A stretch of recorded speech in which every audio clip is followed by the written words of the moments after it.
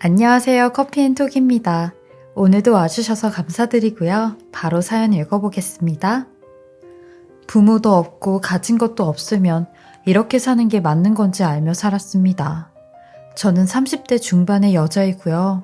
이날 이때까지 제가 하고 싶은 일은 해본 적이 없이 다른 사람의 비위를 맞추며 살았던 여자예요. 인지라는 걸 할 수 있는 나이가 되니 저에게 부모가 없다는 걸 알게 되었어요. 친할머니 손에서 자랐거든요.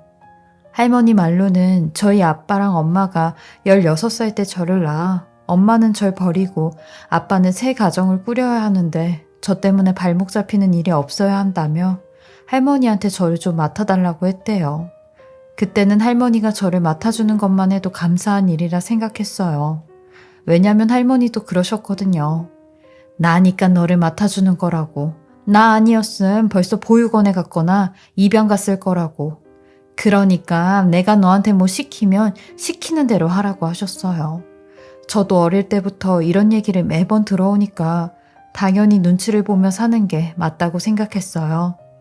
할머니가 맞벌이하는 고모들의 자식들을 돌봐주었는데 그 애들을 할머니가 본 게 아니라 제가 거의 다 봤거든요. 저 11살 때 걔네들이 3살, 4살이었는데 그 어린애들 밥 챙겨 먹이고 씻기고 재우고 다 했죠. 고모들도 그랬어요. 우리 엄마가 허리도 아프고 힘도 드니까 네가 좀 사촌동생들 좀 봐라. 이런 거라도 해야지. 그냥 공짜로 먹고 자고 하면 되겠니? 라고 했거든요. 그러니 10대 때는 보모처럼 살았어요. 말이 친할머니한테 맡긴 거지 저한테 맡긴 거나 다름없었으니까요. 이렇게 눈칫밥만 먹으며 살다가 성인이 되었고 성인이 되자마자 나가라고 하더라고요. 저는 20살에 쫓겨나듯이 할머니네 집에 쫓겨나 보증금이 없는 여인숙에서 살며 알바를 하고 살았어요. 어떻게든 이런 시궁창 같은 삶에서 벗어나려고 밤낮 없이 일만 했죠. 진짜 악착같이 살았어요.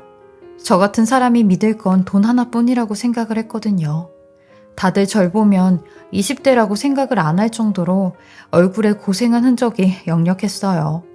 그렇게 이런저런 알바를 하며 살았는데 제가 일하던 횟집이 점점 어려워지면서 사장님이 가게를 접는다고 하셨어요.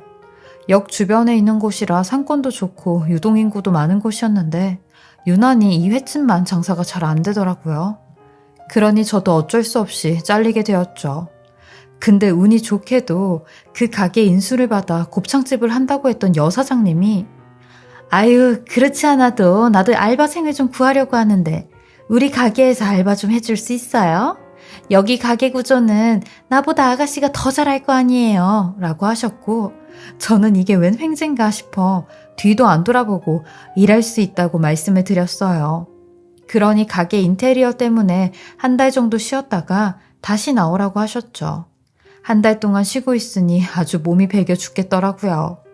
한 달 후 여사장님의 연락을 받고 가게에 나가니 웬 남자 알바생이 한 명 더 있었는데 알고 보니 알바생이 아니라 여사장님 아들이라고 하더라고요. 사장님 아들은 저보다 3살이 많은 사람이었는데 군대 제대하고 딱히 할 게 없어 본인 엄마랑 같이 가게를 한다고 했어요. 부모 잘 만나서 속 편하게 사는구나 싶었죠. 처음에는 단지 사장 아들이란 생각에 선입견을 가졌었는데 의외로 일도 열심히 하고 꾀도 안 부리고 제가 하는 일까지 도와서 자기가 한다고 하더라고요. 그때는 정말 열심히 하는 사람이구나 라고 생각을 했는데 알고 보니 저를 좋아해서 저한테 잘 보이고 싶어서 그렇게 열심히 한 거였다고 하더라고요. 월급날이었는데 사장님 아들이 먼저 한 턱 낼 테니 술을 마시러 가자고 했어요. 생애 처음으로 남자와 단 둘이 술을 마셨는데 그날 얼마나 취했는지 제 속 얘기부터 가정사 얘기까지 하며 울고 불고 토하고 난리를 쳤어요. 지금 생각해도 쪽팔리기 그지없죠. 근데 이런 제 모습에 사장님 아들은 먼저 고백을 했고 저희는 사장님 모르게 연애를 하기 시작했습니다. 곱창집이 저녁 장사라 낮에는 제가 편의점에서 일을 해 저녁에만 남자친구를 볼 수 있었죠. 아슬아슬하게 하는 연애도 꽤 재밌었어요. 창고에서 몰래 손도 잡고 서로 안아주고 사랑한다는 말도 해주고 그랬죠. 사실 남자친구와 헤어지면 이 알바도 그만둬야 되는 걸 알았지만 사랑 앞에선 아무것도 안 보이더라고요. 그러다 결국 사장님이 먼저 저희 사이를 눈치채고야 말았어요. 사장님은 그닥 저희 연애 소식을 달가워하진 않으셨지만 워낙 남자친구가 저를 좋아해주니 눈치를 보며 사귀게 되었어요. 그리고 남자친구와 한 2년 동안 연애를 했죠. 사실 이렇게 오래 만나고 사귀었으면 웬만해선 저희 둘 사이도 인정을 해주실 법한데 사장님은 저를 그냥 곱창집 알바생 그 이상 그 이하도 아니었어요. 제 사정을 알고는 더 그러시는 것 같았죠. 행여나 제가 남자친구랑 결혼이라도 할까 저를 더 힘들게 하며 일을 시키셨는데 저도 물러나지 않았어요.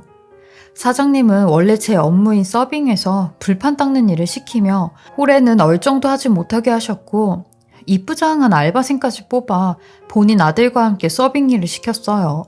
하지만 이런 사장님의 미움에도 저와 남자친구는 결혼을 약속하였고 절대 안 된다는 사장님의 고집을 남자친구는 단식 투쟁까지 하며 결혼 승낙을 받았습니다. 사장님이자 제 시어머니는 이런 저에게 내 아들이 너 같은 여자 만날 인물이 아닌데 어쩌겠냐. 네가 좋다고 저러는데. 근데 난 아니다. 일단은 지금 한 걸음 물러서는 중이니까 결혼 허락해준다고 해도 며느리라고는 인정하기 힘들 것 같다 라고 하시는데 시어머니 말씀에 제가 더 노력하겠다고 했습니다. 그리고 제 결혼 소식을 할머니한테는 알려드려야 할 것 같아 몇 년 만에 연락을 드렸어요. 혼주석에 앉을 분이 할머니밖에 없었으니까요. 그러니 할머니는 의외로 마다하지 않으셨고 상견례도 같이 가주신다고 하더라고요. 근데 상견례 자리에 할머니를 데리고 간 게 아주 후회로 남았죠.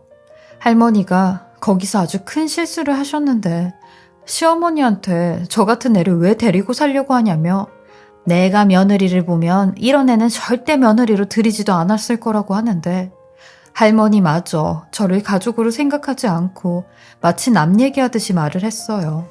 제 할머니란 사람이 이런 식으로 저에 대해 말을 하는데 듣는 저희 시어머니는 오죽하겠냐고요. 당연히 결혼을 하고부터 시어머니의 어마어마한 타박살이가 시작이 되었는데 여전히 저는 시어머니 가게에서 주방 일을 하며 설거지를 했고 곱창을 손질하는 일을 했어요.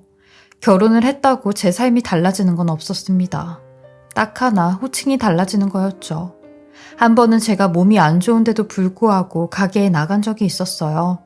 초반에는 열만 조금 나다가 몇 시간이 지나니 눈앞이 컴컴하더라고요. 그래서 씻고 있던 설거지 그릇을 깬 적이 있었어요.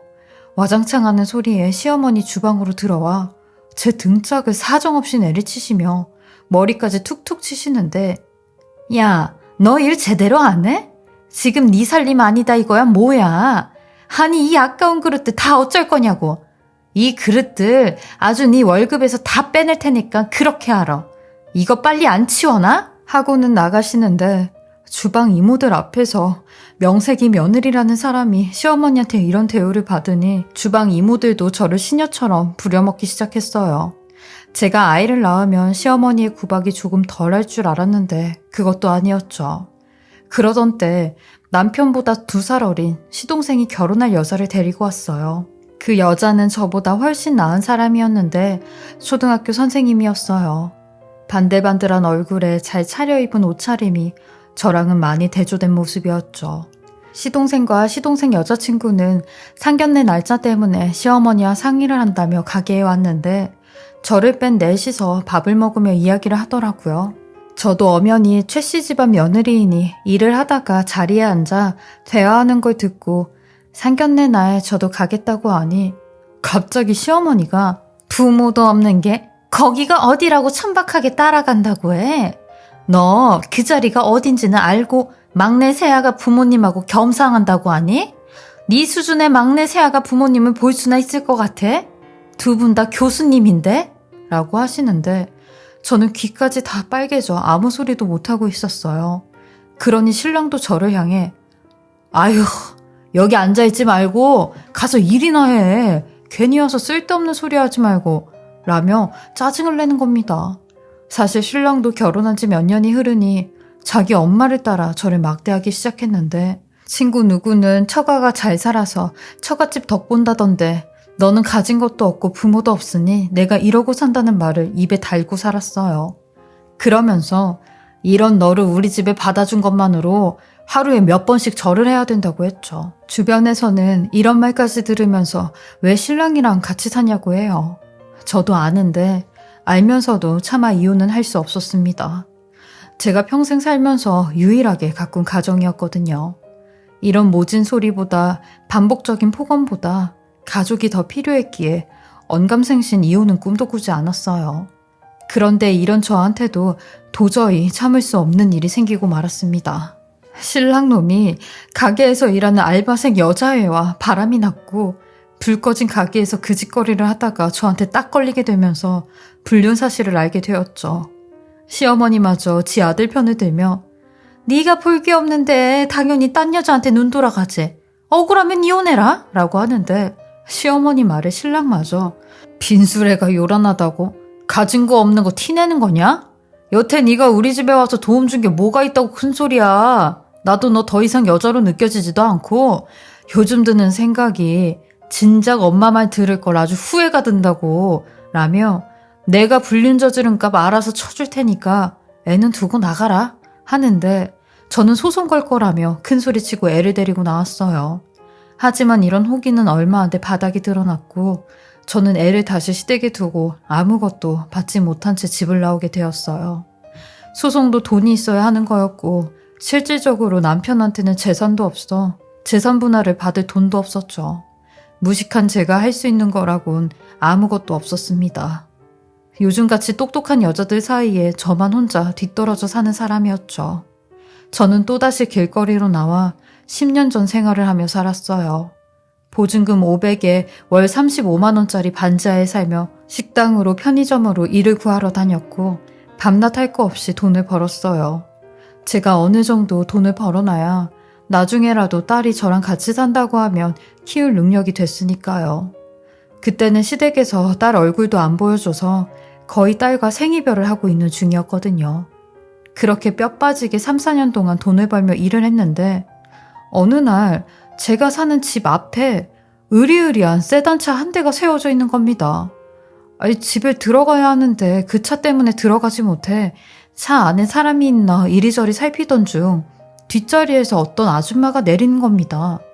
그러더니 차에 내리자마자 저를 와락 껴안는데 저는 너무 놀라 아니 누구신데 이러세요? 라고 했죠. 그러니 이내 흐느끼며 우시기 시작하는데 내가 그쪽 엄마예요. 라고 하는 겁니다. 저는 그 아줌마를 떼어내며 한참 동안 그 아줌마의 얼굴을 쳐다봤어요. 그러니 그 아줌마는 손을 벌벌 떨며 저에게 사진들을 건네주는데 그 사진 속 아이는 다름 아닌 저 어렸을 때의 사진이었죠.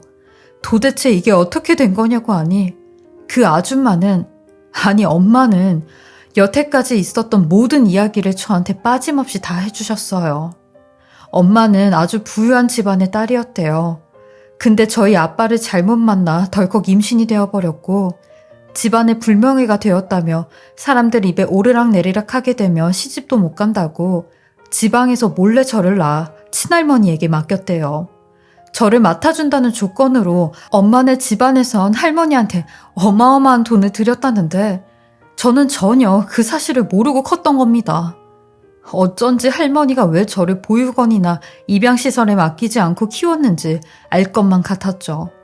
그렇게 많은 돈을 받았으니 어쩔 수 없이 키우셨던 겁니다. 엄마는 그 조건으로 제가 크는 모습을 사진으로 찍어서 보내달라고 했대요. 근데 어느 날 저희 할머니가 엄마한테 그랬다네요. 제가 고등학교를 호주에서 다니고 싶어 해서 호주로 유학을 보낸다고요. 그 말에 엄마는 할머니한테 돈까지 더 드렸다고 했어요. 그때가 시기상 저희 아빠가 세장가를 갔을 때였는데 집에 돈이 없는데도 불구하고 할머니가 아빠한테 집을 사줬는데 그 돈으로 사준 거구나 생각이 들었어요. 엄마도 그 얘기를 듣더니 공분을 감추지 못했고 저한테 미안하다는 말만 잇따라 계속 하시더라고요. 엄마는 아무것도 몰랐다며 살면서 내 원망을 얼마나 많이 했겠냐고 나는 벌받아도 싸다며 그래서 이렇게 몸이 다 망가진 것 같다는데 엄마가 50밖에 되지 않았는데 투석을 받아야 된다고 했대요. 그래서 투석까지 받게 되면 영영 더 저를 못 보게 될까봐 지금이라도 늦었지만 절 찾아온 거라고 하셨어요. 엄마는 용서까진 바라지 않는다며 가끔씩 이렇게 얼굴만 보면서 살면 안 되겠냐고 하는데 저는 그런 엄마의 품에 안겨 어린 아이처럼 울부짖었어요. 엄마의 품이라는 걸 처음으로 느끼며 되려 절 잊지 않고 이렇게 찾아주셔서 감사하다고 했죠. 엄마는 이미 다른 분과 가정을 꾸리고 이혼한 지 3년이 지났다고 했는데 제 존재를 말하자마자 이혼을 당하셨다고 했어요. 저도 제 이혼에 대해 말씀을 드리고 이유까지 알려드리니 엄마는 그 말에 얼굴까지 새빨개져 어떻게 내 딸한테 그딴 소리를 할 수 있냐며 가만히 두지 않겠다고 하는 겁니다. 엄마는 그 여자가 하는 가게 어딨냐고 물어보는데 저는 그 인간들하고 신랑이 할 필요가 없다고 했어요. 그러니 엄마가 딱 하는 말이 세진아, 엄마는 그렇게 무식하게 큰 소리 안 내.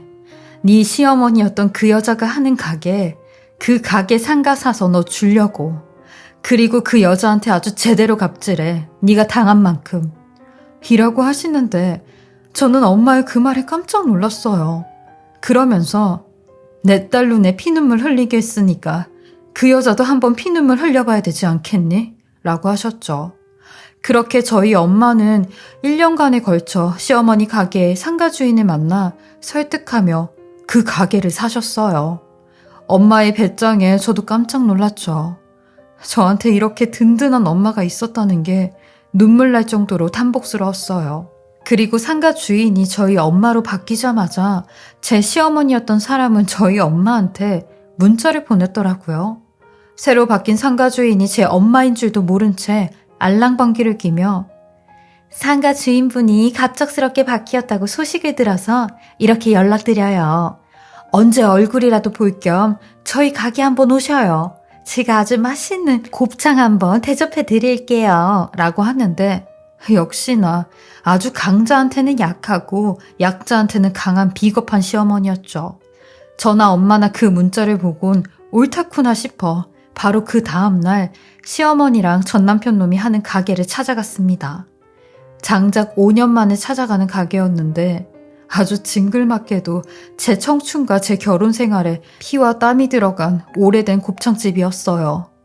저랑 엄마는 두 손을 꼭 잡고 가게로 들어갔고 시어머니랑 전 남편은 절 보자마자 어이가 없다는 듯이 저를 향해 야, 너 여기가 어디라고 와? 어디라고 와? 이게 정말 머리가 어떻게 됐나? 유나 아빠야, 이 미친 여자 얼른 내쫓아라. 저녁 장사 시작하기 전부터 아주 재수온 붓게 확 그냥 소금이라도 뿌릴라? 라고 하는데 저도 아주 귀청 떨어질 듯이 소리를 치며 아줌마, 오늘 상가 주인하고 약속 있는 거 몰라요? 새로 바뀐 상가 주인 오늘 온다고 한 거 모르냐고요. 여기 제 옆에 같이 오신 저희 엄마가 아줌마네 가게 상가 주인이거든요. 어딜 지금 상가 주인 딸한테 큰 소리 치면서 재수가 없다느니 소금이라도 뿌린다느니 그딴 소리 하고 있어? 당신 내쫓기고 싶어? 라고 하니 시어머니는 저랑 엄마를 번갈아 가며 보기 시작했고 이게 뭔 개소리냐고 하는데 저희 엄마 부동산 계약서를 시어머니 얼굴에 있는 대로 집어던지며 저기요, 내 딸이 하는 말 무슨 말인지 못 알아듣겠어요? 내가 여기 상가 주인이라고 말귀 못 알아들어요? 어딜 감히 내 딸한테 이따위로 말을 짓거려? 아직까지도 내 딸이 당신네들 뒤치다꺼리 해주던 며느리로 보이나 본데 나 당장이라도 당신네들 밥줄 끊기게 할 수도 있어. 갑질이라고 하겠지. 근데 당신네들이 내 딸한테 한 짓 갚으려면 나는 이제부터 시작이야. 라고 하는데 그 순간 저도 모르게 꾹꾹 참아왔던 그동안의 세월이 한순간에 갚아지는 것 같았어요. 눈물도 날 것 같았고 다리도 후들거려 그 자리에 주저앉을 것도 같았죠. 근데 엄마가 제 손을 더욱 꼭 잡아주더라고요. 그때 엄마의 손에서 모든 걸 느낄 수 있었는데 이제는 무서워하지 말라고 말해주는 것 같았어요. 그리곤 갑자기 시어머니가 태도를 돌변하는 거 있죠. 저희 엄마한테 다가와 굽신거리며 이런 분이 우리 며느리 친엄마였다면 이런 식으로도 하지 않았을 거라며 몰랐다고 죄송하다며 한 번만 너그럽게 생각을 해달라고 하는 겁니다. 그러면서 저한테도 단 한 번도 사과를 한 적이 없던 사람이 유나엠이야, 미안하다. 내가 네 가슴에 비수를 많이 꽂았었지. 우리 유나, 네 딸 생각해서라도 제발 우리 밥줄은 안 끊기게 도와줘라 하며 나오지도 않는 눈물을 짜내는데 전 남편 놈도 제 앞에 다가와 내가 이렇게 무릎이라도 꿇고 당신한테 잘못을 빌면 마음에 화가 좀 가라앉겠어? 라며 무릎을 꿇는데 저는 딱 한마디 하고 나왔어요. 당신네들 하는 거 보고요. 라면서요. 얼마나 통쾌하고 시원하던지 그동안 묵었던 체증이 다 날아가는 것 같았어요. 그리고 제일 먼저 제 딸을 보러 갔습니다. 5년 만에 만난 딸이었죠. 5살 때 헤어져 벌써 10살이 된 제 딸은 어엿한 초등학생이 되어 있었어요.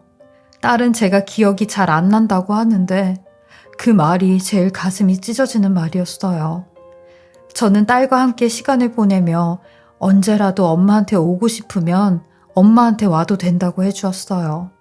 저는 엄마와 딸이 한 번에 생긴 아주 복 많은 여자가 되었고 엄마에게도 딸에게도 매번 최선을 다해 진심을 다해 잘하고 있는 중입니다. 한 치 앞도 볼 수 없던 제 암울한 인생에 엄마라는 빛이 내리쬐어주면서 새싹도 자라고 꽃도 피게 된 것 같아요.